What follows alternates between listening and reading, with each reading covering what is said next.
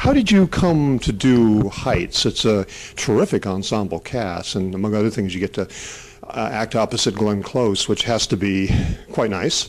How does this role come to you? What, shot in 2003? Yeah, I think we shot in we shot not last September, October, but the one before that. So I think that's 2003. I got a call that there was, I had worked with Merchant Ivory before on a movie called The Soldier's Daughter Never Cries. And I got a call that there was, basically they wanted to offer me this role in this movie, in Heights. And I knew that Glenn Close was involved, and I knew Merchant Ivory was involved. And I remember opening the first page of the script and knowing that it was mine if I wanted it, more or less. And I just remember crossing my fingers and going, God, I hope I love this. I hope it's everything I hope it is, you know. Please let me like this. And I absolutely did. I think it was a great script. It just read so well, and I love the character and everything about it. Just fell right into place. Had a quick conversation with Chris Terrio after that, and I was ready to go. Describe this young actor you play. My character's name is Alec Loshka, and he is sort of an aspiring actor in New York. We kind of had it in our heads, me and Chris and I, that he, you know, he went to Juilliard. He's got the chops. He just hasn't really proven it to anybody yet. Hasn't been given the chance. And he sort of goes into audition for this play that's being directed by Glenn Close's character. And in this movie, Glenn Close plays a huge movie star named Diana Lee. And so I go in and read for her, and she hits on me, basically, and kind of insinuates that should I see it in my heart to, you know, if I'm interested, it could be pretty good for me. And so Alec is kind of put in an awkward position by that for many reasons. And that's how my part in the movie plays out. One of the things that I found I liked about the film, because it starts off kind of as a comedy and then it goes darker. The directors talked about the Albee influence of going, you know, taking a 24-hour period, getting more and more intense and darker, but starting off very comedically. And you do really the film really does milk all the comedic aspects of the fact that actors used to be thought of as prostitutes in the 19th century or in Elizabethan era, and the concept of sex and actors seems to, and it's nicely handled in the script. Talk a little bit about that, just to all of the implications. Most of it, we really don't see any sex, but we see all the implications of it, which is so funny. Well, you bring up a question that nobody's asked yet, and so my sort of virgin take on that one, having not discussed it yet, would be this. I think that the movie does a good job of kind of pointing out the degree to which actors are kind of treated like meat sometimes. You know, it's like you're selling a slab of beef. Every once in a while, it can feel that way. And I think my character kind of has that put on him. I think that Glenn's character, Diana Lee, has that put on her in some respect in this movie. I'd say that that's not, you know, not like the focus of the film, though. It just happens to be something that gets touched on, and I think touched on in a accurate way. It's honest. It's very honest. That's why indeed. Yeah, that's what I really liked about it.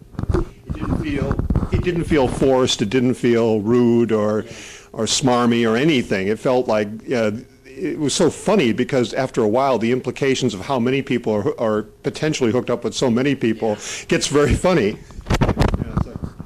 Yeah, the layers keep, you know, piling on in this movie. And what's great, though, I think, is that more and more possibilities come into play, and very few possibilities are extracted and made impossibilities. And they're made so very slowly and carefully by the director so that you really never reach a point until, like, the last 20 minutes of the movie where you feel like you know what's going to happen. You know, it's like my experience, and also that of a lot of friends that I have that have seen it, is that for, you know, 70-80% of the movie, you're just sitting there going, what in God's name is going to happen? Where's this all going? You know? As a young actor, you obviously bring a lot of yourself to the role. You could anyway with these auditions, and in the beginning part of it, we're introduced to somebody who's really isn't really getting paid for what he's supposed to be doing, and wants desperately to be paid. And in fact, you have a funny line: should I stay here and do the clown thing, or should I go off with this famous actress? It's kind of a toss-up. Yeah, and his answer is they're like neck and neck right now. The options of playing this dragon wizard in this fringe play versus, going and getting, sort of swept away by Diana Lee. It's like which, devil in the deep blue sea kind of. Talk about your own background. What do you bring to this part in terms of doing these things, these scenes? Well, obviously I'm an actor and I'm playing an actor in this movie, and I think it would be really fun to play sort of. I think a lot of the times that you see an actor play an actor, it's like a parody. And I love that. I think that's great. And I want to do that one day. I'd love to. But this was not the case. There was really no parody going on with this guy. It just had to be honest and real. And, and I think, whereas I've got the luxury of being able to say that I'm not at the same place as Alec, he is an actor trying to get his foot through the door at a level.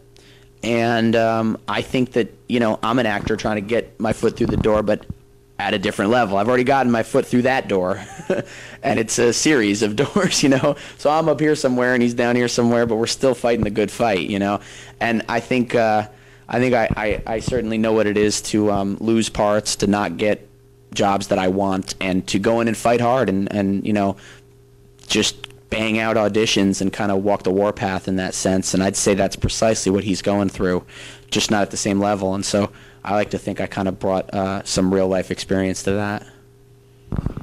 Without giving anything away, there's a certain sense in which all the characters are trying to protect a certain private core of themselves.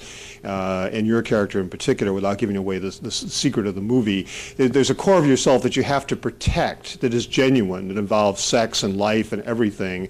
And yet all these roles you're being asked to play, both on stage and off stage, can really impinge on that core of yourself. Well, I think everybody has things that they keep more to themselves about themselves and about their lives. I think it's hard to ever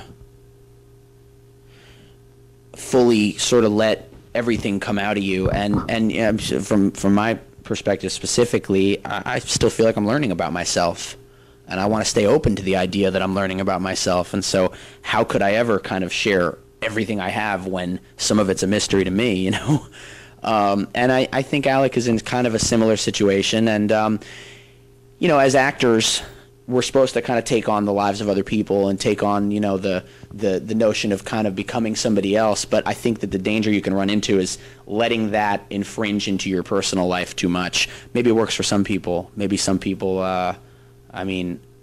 don't need to have such a strong sense of self, or maybe they're just shallow and don't realize it. But I think that for me, at least, it's very important to keep a strong sense of who you are, because I think that's what you go back to at the end of the day when you're done working. And if you don't have that, I think it could be kind of scary. I mean, one of my pretty much all-time favorite actors, Peter Sellers, and I understand from what I know about him, what little I know about him, I've never really read up on him that much, is that he had trouble with that. He was the kind of guy who he was so out there in terms of his ability to get into these characters' minds that he wasn't sure where that ended and he started.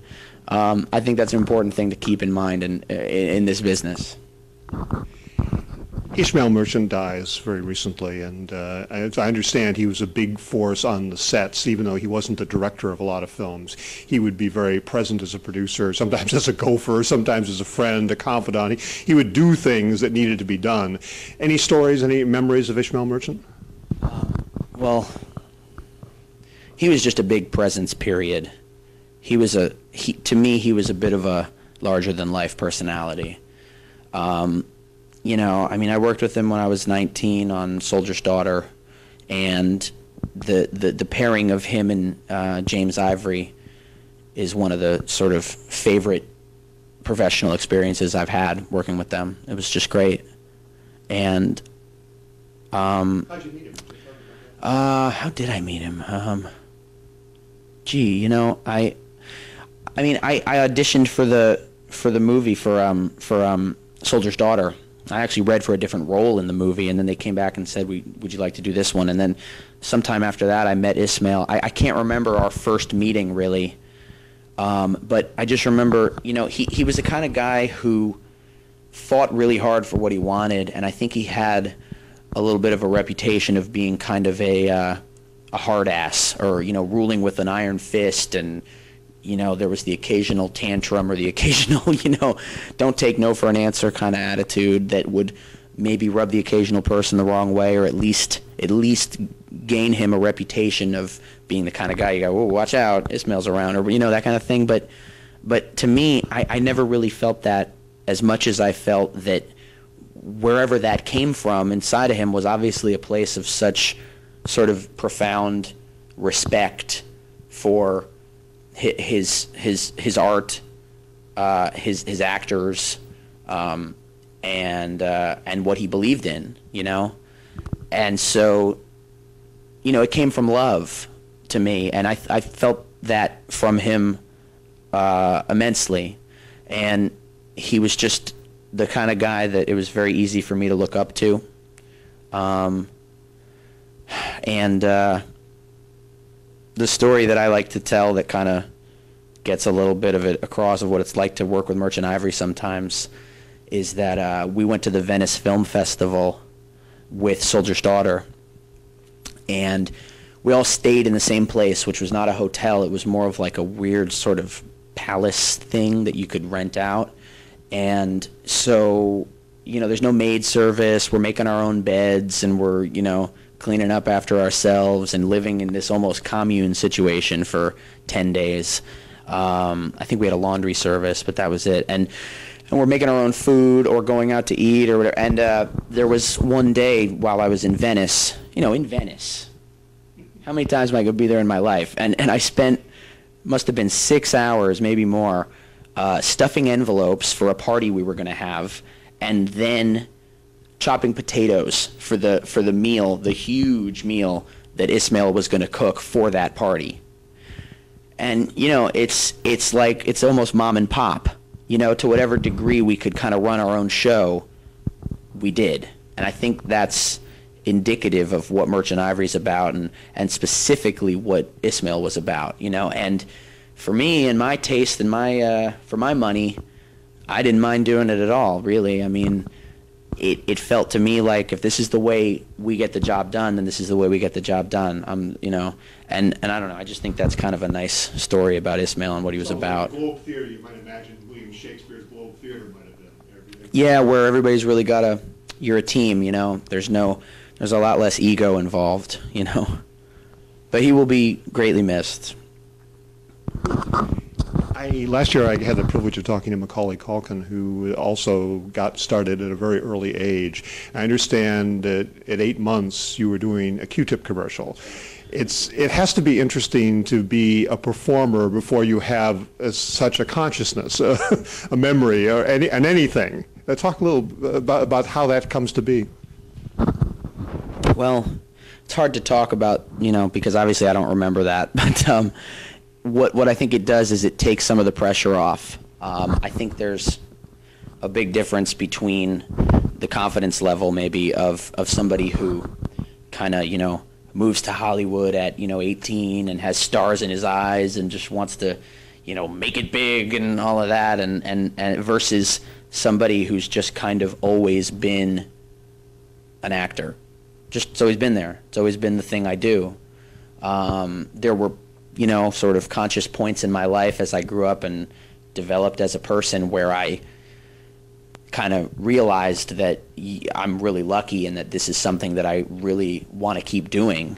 But all in all, it's also partially because it's always been there and it's always been a part of me. And so, yeah, my parents are both actors, and that's kind of, the family business in a way.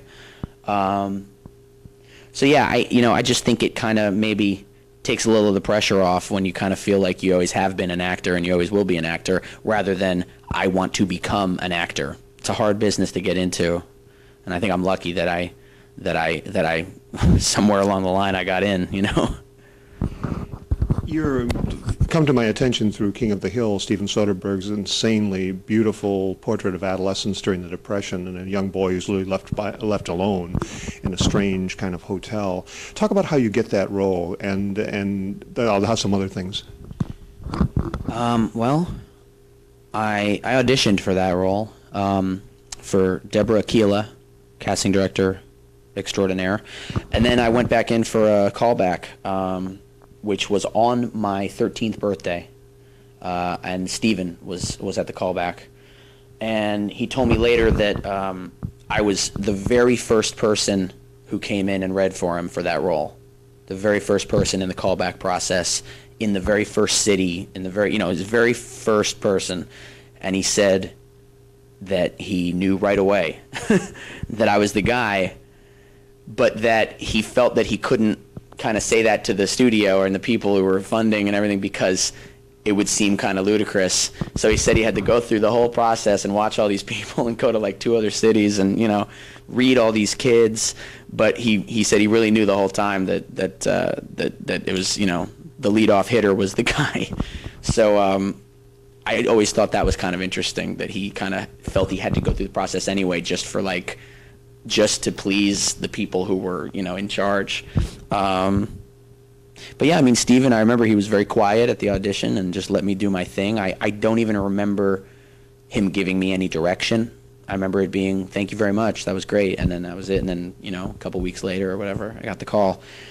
And I always look at that, like you said before we even got started here, for all intents and purposes, I was a different person, 13 years ago, half my life, almost exactly half my life ago. But I'll always look at that in my mind as the first time that I ever really got to be a full-on integral part of a movie and of the process of making a movie. Prior to that, I had been, the kid that comes in a couple days per week or whatever and has a couple scenes here and there, and who cares, there's bigger fish to fry, we got Steve Martin waiting in his trailer, let's get done with the kids so we can and then that was King of the Hill was the first time that it was ever like I was there every single day, and I felt like I was a part of the team, and it was a pretty amazing feeling, and one that I still love, because I think that the actors in a movie, and particularly the lead actor or actors, have a responsibility on some level, or at least the potential to set a lot of the tone on set every day. And you're there working with a bunch of people who all want to do a good job and all want to get done on time and all want to plow through that day and do it again the next day, and you want to create a positive environment as best you can. And I think that the actors have a huge opportunity to do that, and not enough take that opportunity. And I've always been a fan of sort of trying to be a captain of the team, if you will, in that sense, So.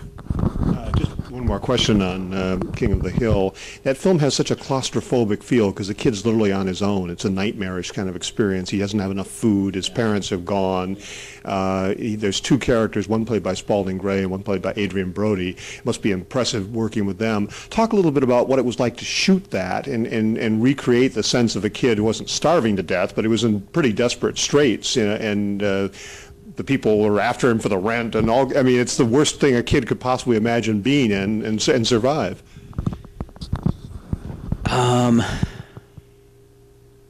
That's a tough question. It's tough for me to revisit that time in any real accurate way.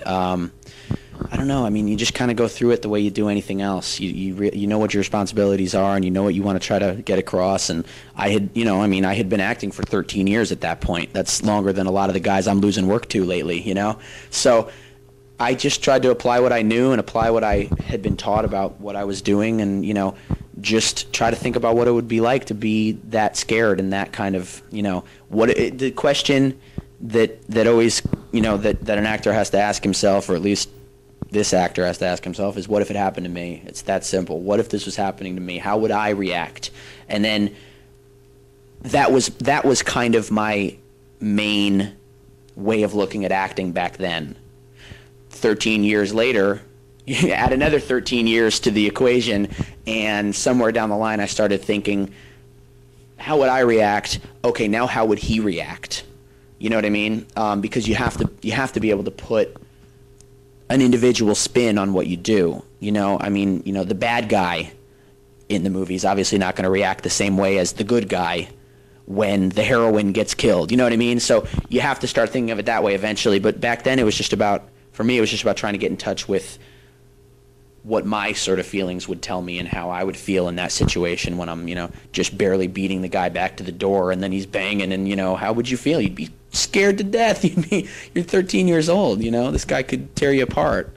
So I don't know. Like I said, it's hard for me to answer that. I hope that sheds some light on it. Any memories, Spalding Gray? Yes, absolutely. Two things. One was that for the whole shoot, he was this very kind of quiet, troubled guy, it seemed. And then the second we were done shooting, he changed. He was one of those actors that stays in character, you know. And I realized it right at that moment. And I went, oh, that's what he was doing. Because all of a sudden he is so much more, you know, sort of gregarious and outgoing. Not to imply that he was in any way a jerk. He was very interesting to my 13-year-old mind. I was kind of very intrigued by him.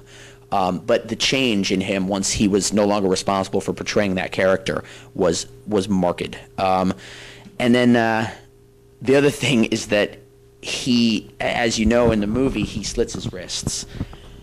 And so he had very detailed and precise, you know, prosthetic makeup to look like he had slit his wrists. So what does he do on literally the day he wraps? It's the last day of his work. Happened to be the scene where he is dead, was the last thing that he shot, right? And I wasn't there, but he told us he did this later. He goes out to the pharmacy down the street just so he can go up to the woman at the desk and go, "Excuse me, do you have anything for these?" And the woman goes ghost white, and he's telling the story, and it's like, where was this guy for the last 2 months? You know, he was quietly processing his character, and then once it was all over, he was like this clown almost, you know. Adrian Brody working with him. He was great because, you know, he did not have to be nice to me. You know what I mean? In a way, like he was what, 20, you know, 20-ish, and I was 13, and you know, I think if he wasn't the kind of guy who likes kids and likes people and likes his craft and whatever else, he could have just kind of shown up and done his job. But we actually used to hang out like all the time on that movie. And, you know, on the days off and stuff, we would get together and walk around St. Louis and do things and look at stuff. And my parents were there with me, obviously, because I was 13, but they trusted him. And, you know, I kind of got to just have a little bit of an older brother around, you know, and that's sort of the kind of relationship that we were supposed to have in the movie as well. And I think we both saw an opportunity to foster that. And he was great, you know. He was this like kind of tough older kid, grew up in Brooklyn, that was, you know, down to hang out with my little 13-year-old Connecticut white bread ass. So I think we had a pretty good time. The film you've done for Don Roos, I'm a big fan of his, From the Opposite of Sex, and the character you play in Happy Endings is just terrific. This deranged quote would-be filmmaker, we believe, who pulls a gun out at the beginning of his interest in the story he wants to film. Talk a little bit about what the sensibility of Don Roos is. It's so wonderfully funny, but yet hides so many of the characters' very strange trips. Yeah, I think Don Roos is a comedian at heart. Just because he's so funny in person, he so loves making people laugh, and it comes so naturally for him, and I think it comes out in his writing too, in just an immense way.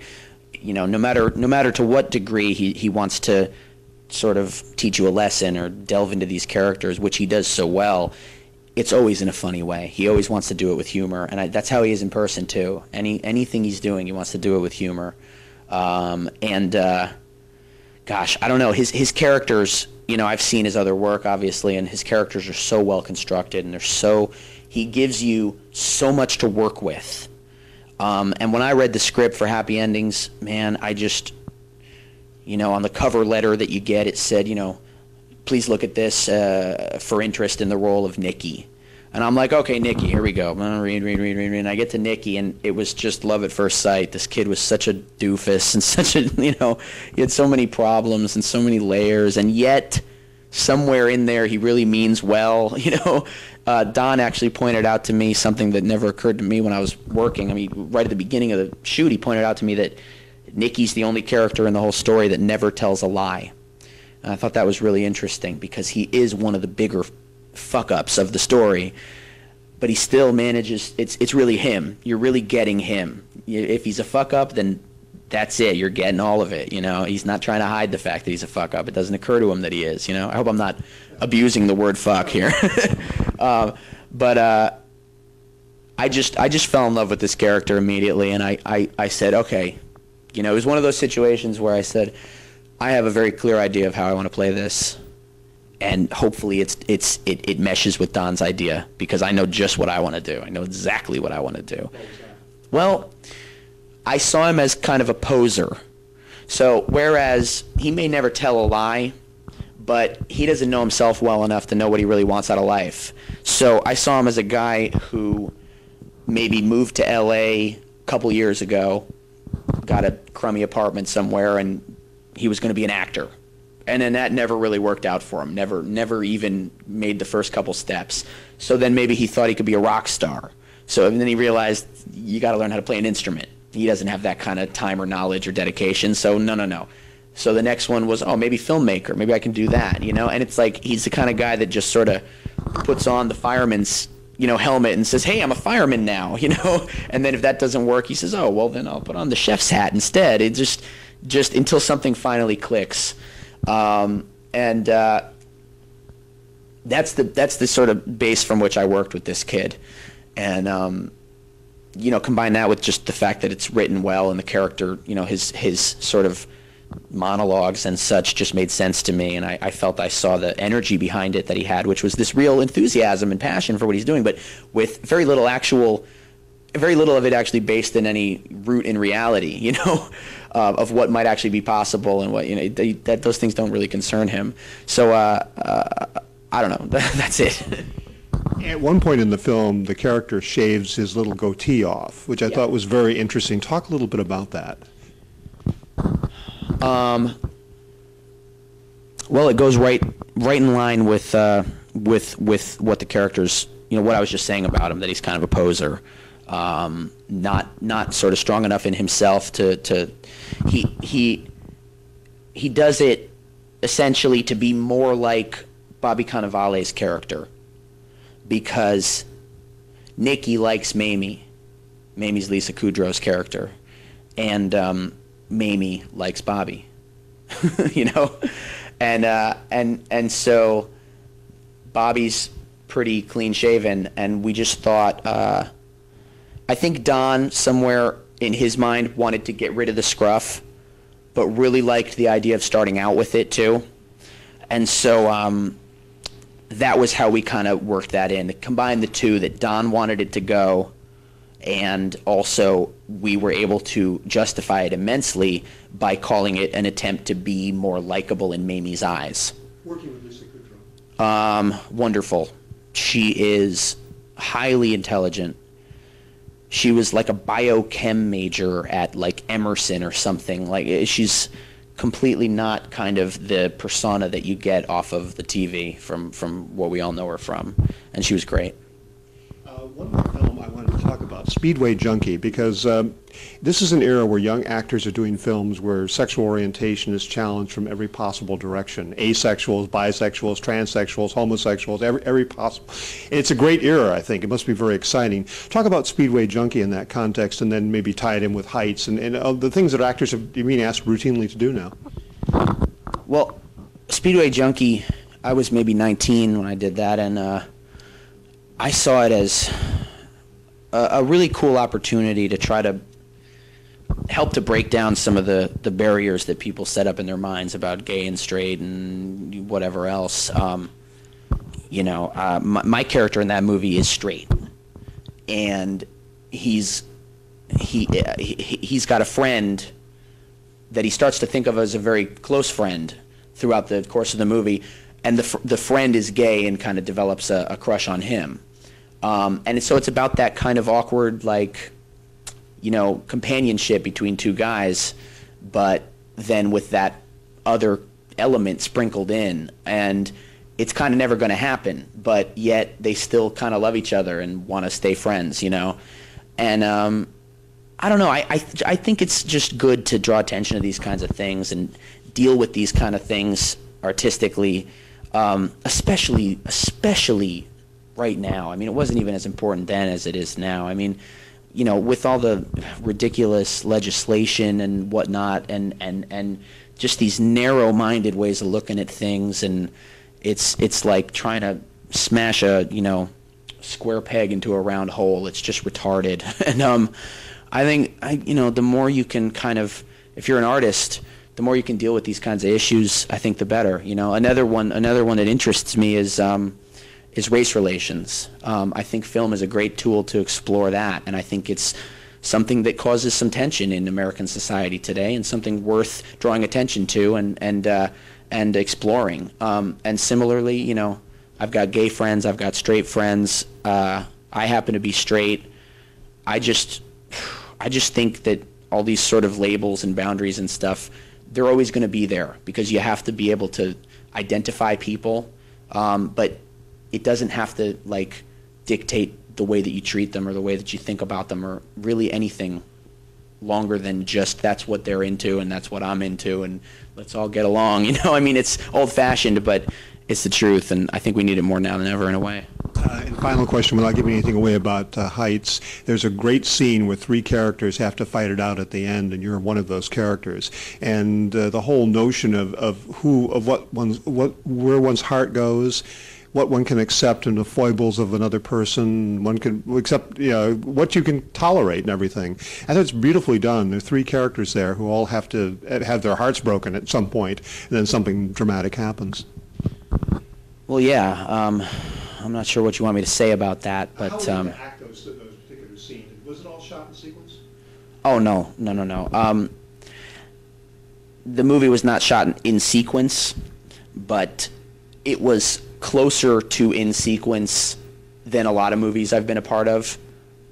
Luck of the draw, or I don't know, maybe because all our locations were in the same city. I don't know, but it worked out that way. Just talk about bisexuality briefly, if you can say that. That's what really comes up, if there's anything you can say about that. Well, that's not my character in the movie, yeah, right. You know? I think it's not even so much about bisexuality or anything. It's just about coming to terms with yourself. I think that's... Bisexuality is maybe the sort of more specific way to put it, but I think coming to terms with yourself and living an honest life is is the broader thing that I think the director is trying to get across. Good. Thank you so much. Thank you.